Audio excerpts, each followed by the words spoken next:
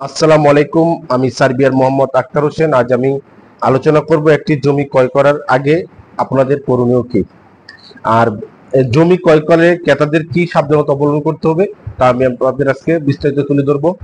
জরিপের মাধ্যমে প্রণীত রেকর্ড, খতিয়ান, নকশা যাচাই করতে হবে। আর যে ব্যক্তির কাছ থেকে আপনার জমি নেবেন সেই ব্যক্তির দলিলের সাথে ভোটার আইডি কার্ড মিলিয়ে নিতে হবে। জমির তফসিল অথবা জমির মৌজা, খতিয়ান নম্বর, দাগ নম্বর, উক্ত দাগের জমির মোট পরিমাপ জানতে হবে এবং খতিয়ানের সাথে নকশার দাগের সাথে জমির সরজমিনে পরীক্ষা করতে হবে। প্রযোজ্য ক্ষেত্রে সিএস, এসএ, আরএস ও বিএস পর্চা দেখতে হবে। এই পর্চার মাধ্যমে তার মালিকানা যাচাই করতে হবে। বিক্রেতা ক্রয়সূত্রের মালিক হয়ে থাকলে তার ক্রয় দলিল বা বায়া দলিল রেকর্ড সঙ্গে মিল করে বিক্রেতার মালিকানা নিশ্চিত করতে হবে। বিক্রেতা উত্তরাধিকারী সূত্রে প্রাপ্ত হলে সর্বশেষ জরিপের খতিয়ান বিক্রেতা বা তিনি যার মাধ্যমে প্রাপ্ত তার নামে অস্তিত্ব বা যোগ্য সূত্রে মিলিয়ে নিতে হবে অথবা ধারাবাহিকতা মিলিয়ে নিতে হবে আপনাকে। জরিপ চলমান এলাকায় বিক্রেতার কাছে রক্ষিত মাঠ পর্চা যাচাই করে দেখতে হবে বর্তমানে যে জরিপ চলমান আছে সেই জরিপ সম্পর্কে তার ধারণা নিয়ে তা কার নামে বর্তমানে রেকর্ডটা সাম্প্রতিক হচ্ছে তার এই ধারণা আপনাদের নিতে হবে। বিক্রেতার কাছ থেকে সংগৃহীত দলিল সংশ্লিষ্ট সাব রেজিস্ট্রার অফিস, জেলা রেজিস্ট্রার রেকর্ড রুম হইতে যাচাই করে দেখতে হবে সর্বশেষ মালিকানা কে আছে, এই বিষয়ে আলোচনা করতে হবে। আর খতিয়ান, পর্চা, মৌজা, ম্যাপ ইত্যাদি কাগজপত্র সংশ্লিষ্ট ইউনিয়ন ভূমি অফিস, উপজেলা ভূমি অফিস, জেলা প্রশাসকের রেকর্ড রুম হতে যাচাই করে দেখতে হবে অথবা একজন অভিজ্ঞ আইনজীবীর মাধ্যমে যাচাই করতে পারেন। আর হাল সনদ পর্যন্ত ভূমির উন্নয়ন কর, আমরা যে মিউটেশন করার পরে খাজনা পরিশোধ করি বা সর্বশেষ যে খতিয়ানের মাধ্যমে খাজনা পরিশোধ করি এটা ঠিক আছে নাকি বা খাজনা পরিশোধ করা আছে নাকি এই সম্পর্কে আপনাদের বিস্তারিত ধারণা নিতে হবে। প্রস্তাবিত সম্পত্তির দখল বিক্রেতার আছে কিনা, আর সম্পত্তি বিক্রেতার দখল না থাকলে যে জমি ক্রয় করা উচিত হবে না। মানে দখল পজিশন একটা গুরুত্বপূর্ণ বিষয়, আপনারা মনে রাখবেন। দখলটা হচ্ছে একজন যে জমির মালিক তার হচ্ছে মূল হাতিয়ার। দখল যদি তার না থাকে পরবর্তীতে বিক্রেতার কাছে তার জমি বুঝাই দিতে সমস্যা হবে বা আইনের আশ্রয় নিতে হবে। এই ঝামেলার জমি না কিনেই ভালো।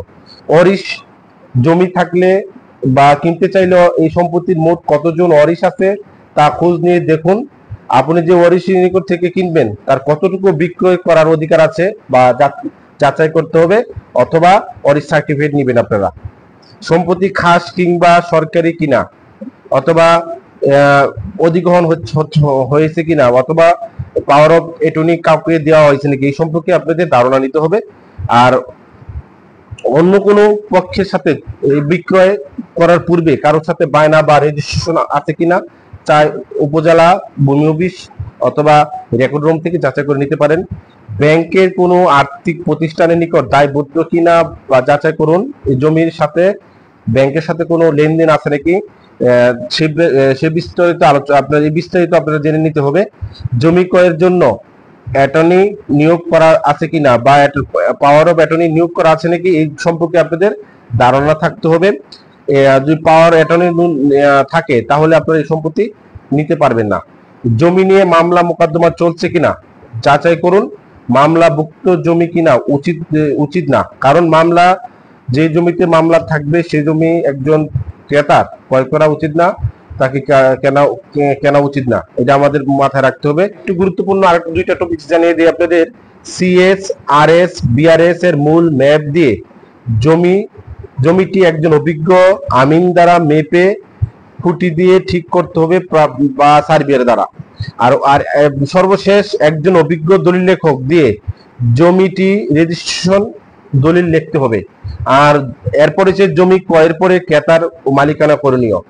জমি রেজিস্ট্রেশন করার পর ক্রয়কৃত জমির দখল সীমানা নির্ধারণ, জমির ব্যবহার তথা চাষাবাদ বা বাড়িঘর নির্মাণ করার জন্য চেষ্টা করতে হবে বা অথবা একটা তার স্থাপনা দখল পজিশন বুঝিয়ে স্থাপনা তৈরি করতে হবে। আর রেজিস্ট্রেশন অফিস হতে মূল দলিল প্রাপ্তিতে বিলম্ব হলে দলিলের সার্টিফাই কপি সংগ্রহ করতে হবে।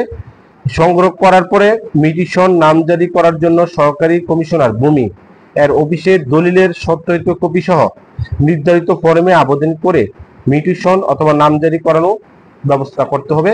তাহলে আপনার জমিটা পরবর্তী যে রেকর্ড ছিল তার কাছ থেকে মিউটেশন করে কেটে নেওয়া যাবে। নিয়মিত ভূমি উন্নয়ন কর পরিশোধ করা। ভূমি উন্নয়ন কর পরিশোধ না করলে জমি নিলাম হয়ে যেতে পারে। অবশ্যই আপনাকে নিয়মিত ভূমি কর বা উন্নয়ন কর আপনাকে পরিশোধ করতে হবে। ভালোভাবে জমি সীমানা চিহ্নিত করে না রাখলে অন্যরা অনধিকার প্রবেশ করার সুযোগ পাবে। এর জন্য আপনাকে অবশ্যই জমির দখল পজিশন বুঝে জমির বাউন্ডারি দিয়ে আপনি নিজের আয়ত্তে রাখতে হবে। ধন্যবাদ সবাইকে। আবারও দেখা হবে। আমার চ্যানেলটা সাবস্ক্রাইব করবেন। ধন্যবাদ। আসসালামু আলাইকুম।